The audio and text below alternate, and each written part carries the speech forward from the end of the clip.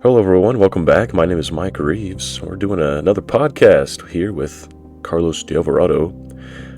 Today's podcast, we're going to be talking about basically why Charlie Kirk died and the events that led up to his death. The death of Charlie Kirk has kind of made it to where I want to talk more about political type stuff. I feel like it should be talked about. So me and Carlos are going to be co-hosting this podcast again and hopefully coming out with some episodes. Hopefully once a week we'll be able to put out an episode. So Carlos, what do you think about Charlie Kirk dying? Well, it was pretty obviously an act of domestic terrorism, and the fact that it's been so much of an issue in terms of finding the shooter is very concerning. Um, with the FBI's competency, I was just listening to the FBI director. I forget his name, but the other day, last week, he was speaking to some people in Congress, and then the day afterward, he was speaking to some people in the Senate, and it was kind of weird.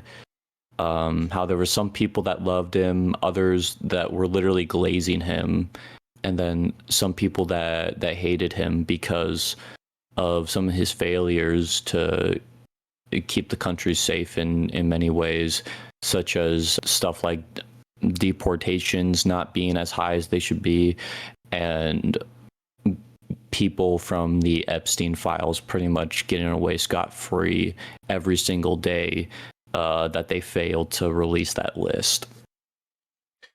Yeah, I guess we should talk about the guy that actually killed him. Let's see, Tyler Robinson's his name, right? Yeah. Yeah.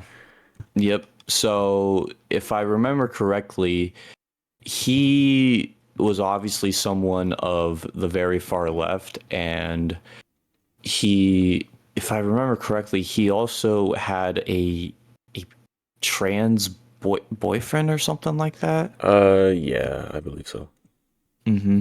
So since if you want to discuss in terms of why he would do something like that, the reason political violence exists is to shut down the truth. If someone were to say an obvious lie, you can counteract that with the truth. But because Charlie Kirk had the truth on his side and was speaking nothing but the truth, that's when they decided to resort to political violence. Yeah, I just feel like there's a lot of people, and I feel like it is mostly on the left, but it's also on the right side of politics too. There's just a lot of people that support hate almost, and I feel like like most average Americans, want the same things. But for some reason, there's always going to be the radical people on both sides that just want to hurt each other, basically. Like even I go to university, right? And I had a guy at university in one of my classes, and I was talking to him about Charlie Kirk the day that he died, and the guy was like, "Well, don't you think he had it coming to him because, well, he's a supporter of Trump." I'm like, "Yeah, so."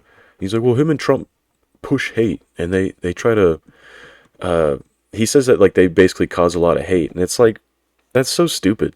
You're gonna kill someone just because they make you feel bad, like. I don't know. It's just ridiculous. I would never shoot anybody on the left side of politics, Like if Joe Biden was sitting around, I'm not just going to be like, "Oh yeah, I'm going to assassinate him or something." Because it's just I realize that they're just people trying to do their thing to try to get money so they can get backup and support and stuff, which I kind of hate about American politics, how it's all based around money nowadays anyway.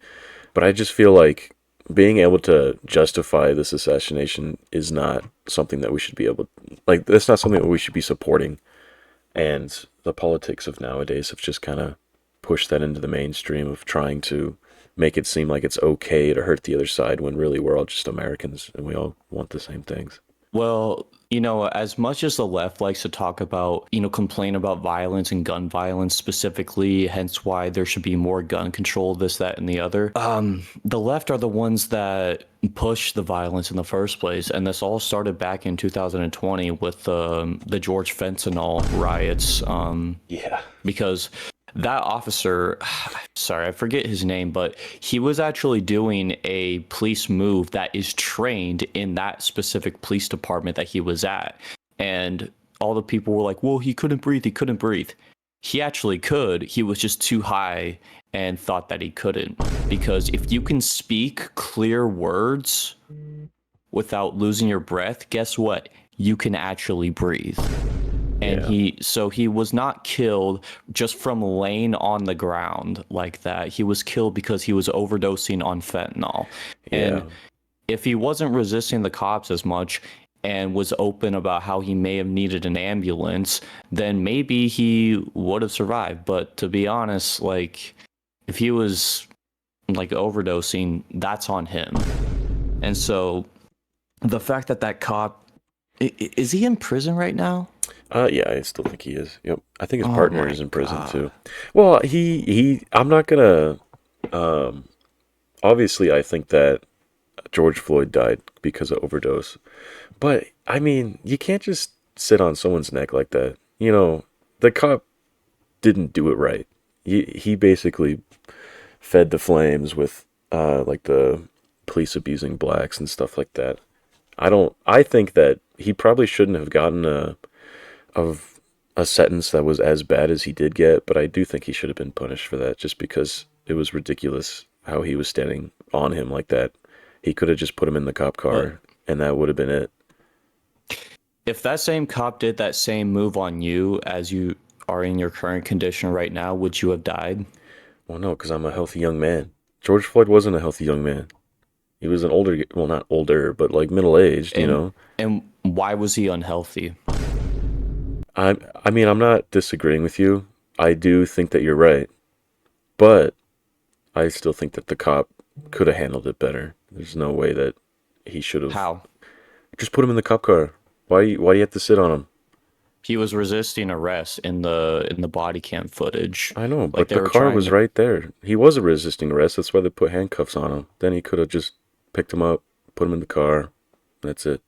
I don't know. I do I think don't you're know. right. I don't think that it's. It's I think that it was well, it's blown been up over politics, though. Like it shouldn't have been that big of a deal. yeah. But Well, and it has been a couple years since I saw the police body cam footage anyway. So um, I don't remember the exact minutes of how long he was on the ground like that, but like either way, I don't hold the cop responsible in any way, to be honest with you, because once again, you do that on any normal sober person, they would have been just fine. And by the way, they didn't know that he died, that he was overdosing at all. The only information the police had was George Fentanyl goes into a gas station, buys something with counterfeit cash, and then the receptionists over there report the counterfeit cash to the police, and that's how they tracked him down. And then that's when the whole situation blew up essentially. And because of that, it pushed an entire double standard of the whole thing with police being like racist and all that BS, and along with the left inciting violence. yeah, I do agree that this has been coming for a while with how the left have been trying to make it seem like we're all evil. you know, uh, Yeah. it's just they use the term like racist and fascist so loosely that it's almost like it doesn't even really have a meaning anymore when somebody says that. It's just kind of like hmm I don't know. It's so dumb how you can just throw that Me- out. Meetings like that have lost all their weight. All the ism words and phobia words and even anti-Semitic, like all of those terms have now lost its weight. I could say on this podcast right now, hey, I don't condone what Israel is doing to Gaza, and and people could label me as an anti-Semite. If you and I were both like super famous people and we said that kind of stuff, we would be labeled as anti-Semitic.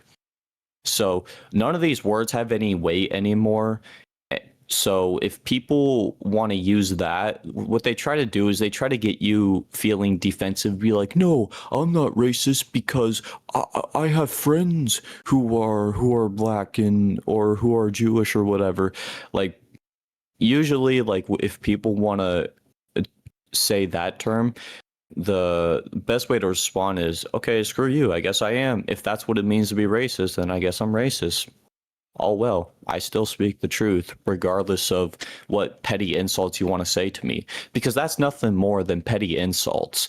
If you're losing an argument, you'll throw insults just Yeah. like that. They also, I feel like they like to scream a lot too. That's also like when you're losing an argument, you start to yell to just try to be louder, but you're not really actually Hmm. saying anything of value. I Yeah, also wanted to exactly. talk about Jimmy Kimmel and how he got Oh my fired. God. Because he's also, he's a pretty left radical guy, Hmm. and his comments. Have you ever actually read what he said?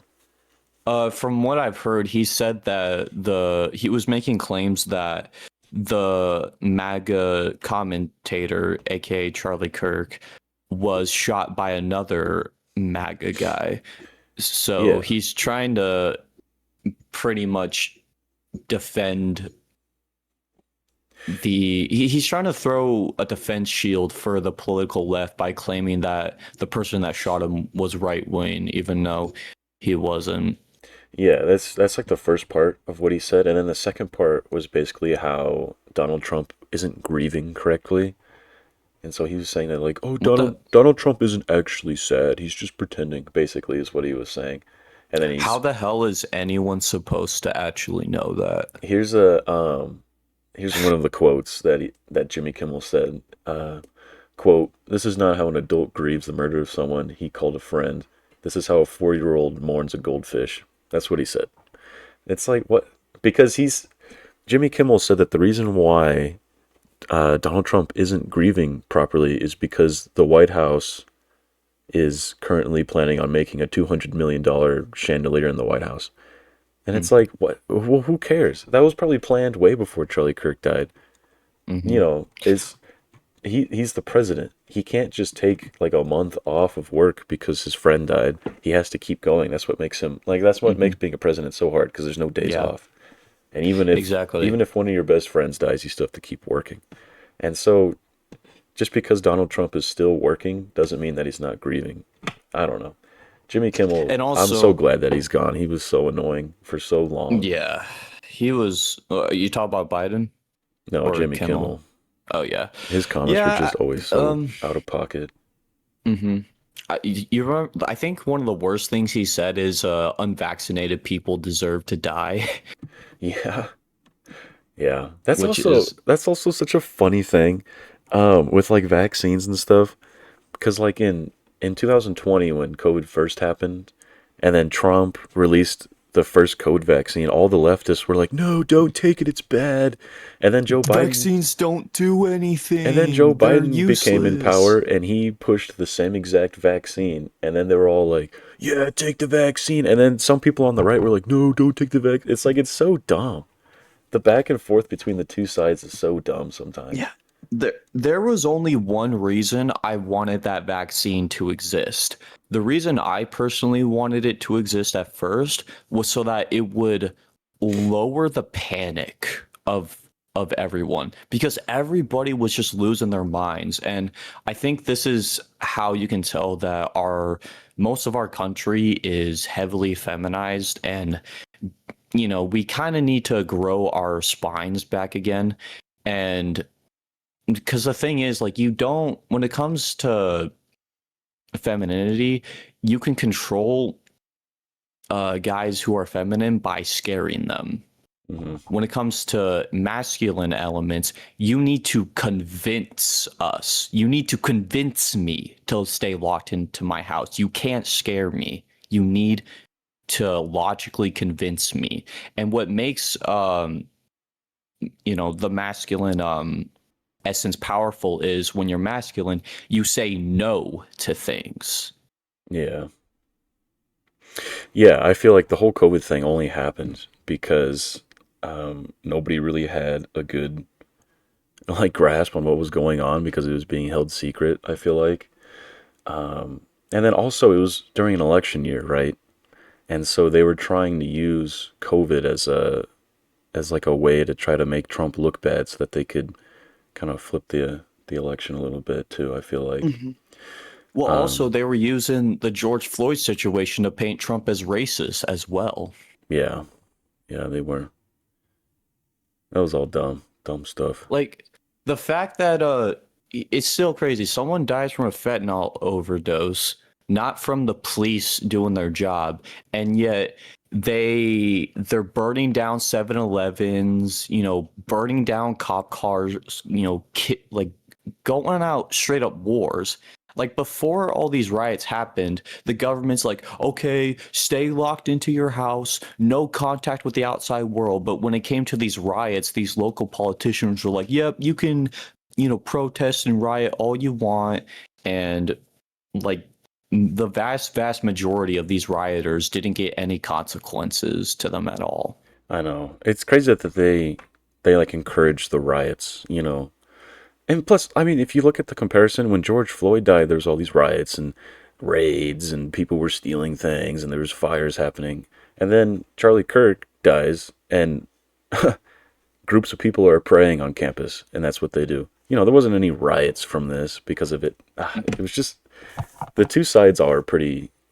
There's definitely an ideal on both sides, and one side's ideal is more like Christianity based, and try to love everyone, and then the other side is try to get our way as best we can, basically. And if that includes burning down businesses, then we're going to do it, which is pretty ridiculous.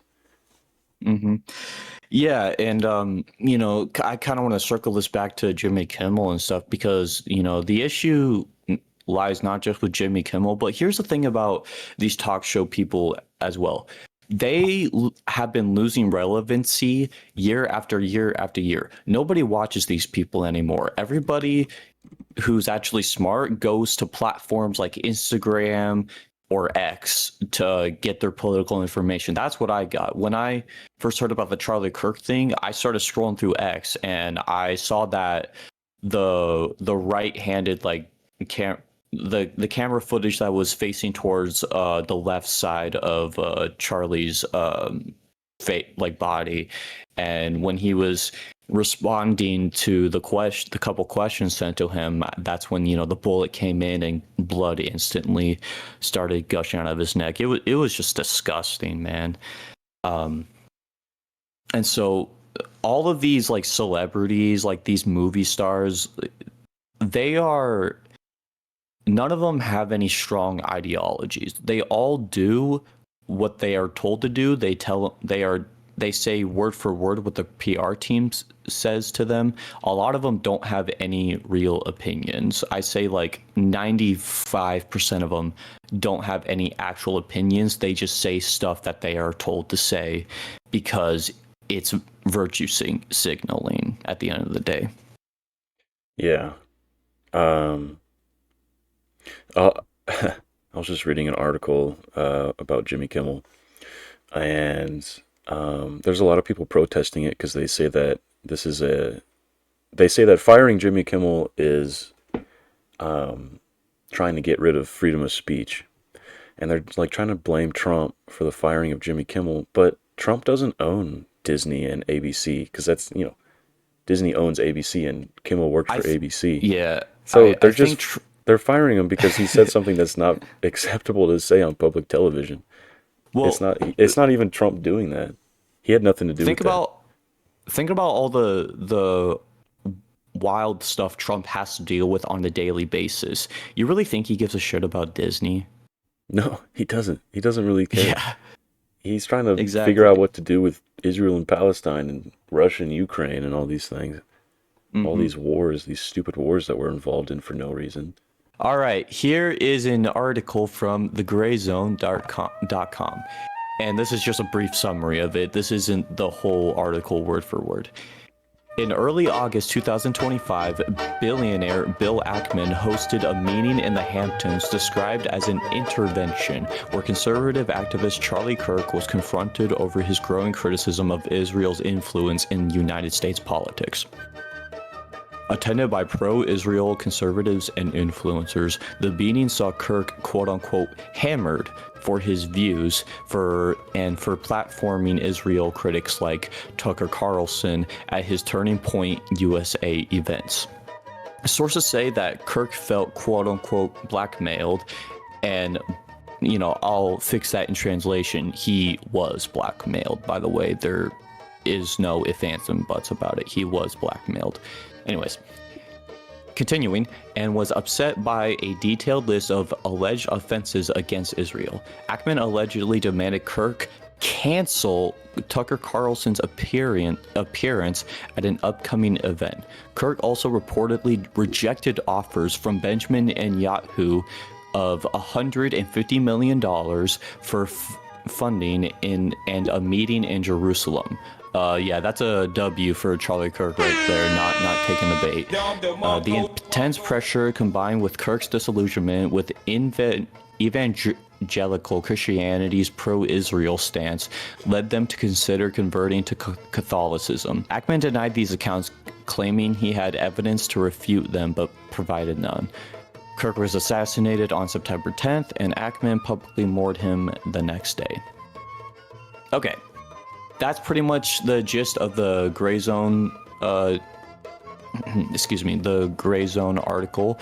Micah, if you want to link that in the description of the YouTube video so that people can actually read the whole thing, because it is very eye-catching with all of that information. Sure, yeah, I'll put it in. Okay, all right, good.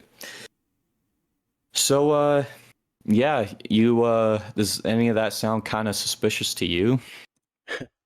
Yeah. If it's, if it's reliable source, then yeah, I'd say so. Yeah, I do find that to be very suspicious. However, I don't know if I can confidently say that, because we know who the shooter was. Like, we know it was someone of the left and all that. And I don't know if I can confidently say that, like, in Yahoo or someone, like, actually killed him or ordered the hit on him, because there's no concrete evidence for that. But I do understand that, that theory, and I think I'm like kind of 50-50 on it, to be honest. I feel like the timing of everything is very suspicious, and I am not a firm believer in coincidences. So if I'm definitely open to that idea 100%, that Israel was the one that is truly responsible for the assassination of Charlie Kirk. And let's just say, even if they weren't, all of their actions against him, like trying to blackmail him, is absolutely deplorable and disgusting. And the fact that our country still sends them taxes that me, you, and everyone else in this country pays, except for the immigrants, of course, is absolutely disgusting, that we still participate in funding a war. Yeah. And there's not really a true gain from it that we get, I guess, besides that Israel's our ally. It's like, okay, but I don't know. It's their cop-out answer. That's all it is. It's just a cop-out. Yeah. They just say, they're our ally, they're our ally. Last time I checked, Yahoo didn't pay any of my rent bills. Did he pay any of your rent? No. No utilities, no electricity, no tuition? Nah. No? Oh. Doesn't really sound like an ally to me, if I don't have anything to gain from them. Yeah. I feel like the guy that killed Charlie Kirk, I don't think that he was being paid by anyone to do it. I think he just did it because he had a lot of hate, and he's fallen into the political trap, is what I like to call it, where it's like, I feel like politics are important, but for me, it's not important enough to where I'm gonna go kill someone over it, No. Me being, like, I am a Christian, right? And, I believe in God and everything. And so I think that it doesn't matter if somebody persecutes me for my beliefs, as long as I'm still able to worship God, then it's fine. Which obviously there might be a point in time where they might try to take away our religious freedoms, which in the Bible, if you read Revelation, it prophesizes that that will happen eventually. Hmm. But from everything that I can tell, it's just only going to get worse. Hmm. And throughout history, there's not, throughout history, it always increasingly gets worse and worse and worse. And so there's not a whole lot I feel like that I can really do. I can try my part to try to help people understand the way that I think in hopes that maybe they'd be able to be on my side at the end. Hmm. But regardless, I feel like this world's going to go into chaos anyway. So I don't know. What do you think about that? Yeah, so the step one, of course, to, you know, being active against this tyrannical movement is staying informed and using your voice. Obviously, with how long it's been since we released a podcast, and we were talking about a bunch of high school stuff um Yeah. during like our previous episodes and stuff. So we've completely shifted topics for sure, and the we nobody from YouTube is going to watch and review this. The algorithm, they're going to use an AI algorithm to like kind of program the gist of our podcast and shadow ban us. So this stuff is going to get shadow banned anyway. So that's why at most we might get like maybe 100 views at the most on this. So Yeah, that's usually what happens. and And I do want to kind of circle back to your point about religious persecution, specifically of the Christian kind. They're actually doing that by pushing anti-Semitic laws because a lot of Jews will say that saying something like Christ is king is considered anti-Semitic, which and they're trying to push anti-Semitic laws into other states and stuff. Like I think there's a law in Arkansas that they push right now, anti-Semitic laws. So you can't criticize Israel, you can't criticize the Talmud. I have a lot of stuff to say about the Talmud for sure, Yeah. and you can't question the Schofield Bible that the Rothschilds were responsible for their creation of. Hmm. Yeah, maybe we could have a podcast on that one of these days. Yeah, I need to do a bit more research on that. I only know like the bare minimum of that information. So before we get to that, I would like to do some more personal research for myself. Yeah. Well, you have anything else that you'd like to add before we close the podcast? Yeah, one thing I want to say is I feel very hopeful about our right-wing friends and communities because despite how horrible everything, all the horrible events that has gone on, the little girl that got stabbed onto the bus, I think that should be our next episode. Is that girl that got stabbed on the bus? Sure, yeah. Not the bus, the subway. Charlie Kirk getting shot, the multiple mass shootings that there have been within the last 30 days alone. The fact that no one from our community is taking arms and shooting our political adversaries, and instead we're making memorials for Charlie Kirk, and more young people are going to church because of that. That is great stuff to hear, and I feel a lot more optimistic about our generation because of that. They tried to the reason they killed Charlie Kirk was to silence him, but it did quite the opposite. It made him more relevant than he had ever been before. And it's very good that with the way we've responded to it, because as violent and as grotesque as the left can be, we should never, ever, ever stoop down to their level. Yeah, I do agree with that. At university, I do have a couple of liberal friends, and all the people that I'm actually friends with think that it's bad that this happened. I only talked to one guy really in the class that was kind of for it, which was pretty crazy. But for the most Hmm. part, it seems like the people that are our age feel bad about this and that they don't want this to keep happening. They feel like it's unacceptable, which is Yeah. good because I feel like there's a lot of older people, like Gen Xers or Boomers or something like that, and even Millennials, and they're at the point where I feel like they just don't really care a whole lot about human beings anymore. They're just kind of tired of it, and so they kind of support stuff like this a little bit, Hmm. which I'm glad that our generation isn't there. We're not at the point where we're like, oh, Charlie Kirk died, big whoop. It's like we're actually taking it seriously, which is nice. But yeah, cool.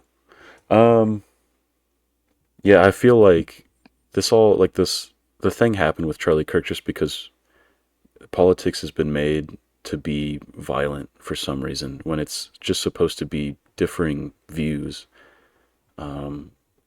and it's like creating a war within our communities. It's I don't want to say like, oh, maybe we're gonna have a civil war because we might not. I don't know, but I feel like with our generation there probably won't be a civil war. If there was one, it'd be with the older generations trying to convince the Yeah. younger ones. Yeah. When it comes to potential wars, a second civil war would be between between Republicans and Democrats, pretty much. And a revolutionary war would be against our government for supporting Israel. And then World War III would be if we keep funding Israel and they keep bombing more and more and more and more, and then other countries get involved, and then we end up having to get involved. That's why there was a bit of a scare when Israel attacked Iran, and then Iran does what any other country would do and try to defend themselves, and none of their missiles really did anything. Yeah, And then and Yahoo was like, baits the president by saying, well, if Iran conquers us, they're going to try to conquer you next. So when Yahoo tries to make his problems our problems, which first of all, like, because like there's no way in hell that Israel would lose in a war with Iran, and America, like, we would never in a million years lose in a war with Iran either. It would just yeah, never happen. it wouldn't. So yeah, and that's all he is. He's a liar. Like, that's really all what he is. And the fact that he's also pushing for censorship as well, because he wants to control information.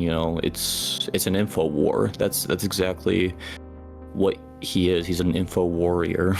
Yeah. uh, yeah. Well, if you don't have anything else to say, I'll probably end the No, podcast. I think we've covered pretty much all kinds of stuff, more than just the Charlie Kirk stuff. So Yeah, cool. yeah, this was good. Yeah, so if you enjoyed listening or watching, please follow or subscribe or, whatever the platform you're listening or watching Hmm. on lets you do.